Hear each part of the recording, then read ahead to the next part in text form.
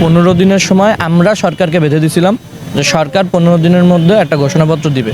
15 দিন শেষ হতে এখনও সময় আছে।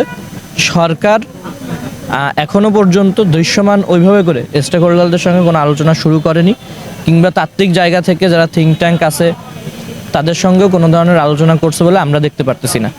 আমরা আমাদের জায়গা থেকে সরকারের উপরে চাপ অব্যাহত রাখবো এবং আমরা যেটা বলছিলাম 31 তারিখে যে আমরা হচ্ছে গিয়ে যে এই ঘোষণাপত্রের সপক্ষে বাংলাদেশের জনগণের এবং ছাত্র সমাজের যে এইটার সপক্ষে যে অবস্থানটা আছে সেই অবস্থানটা আমরা রাজপথে প্রমাণ করব, যে জিনিসটা আমরা 31শে ডিসেম্বর শহীদ মিনারে করছি।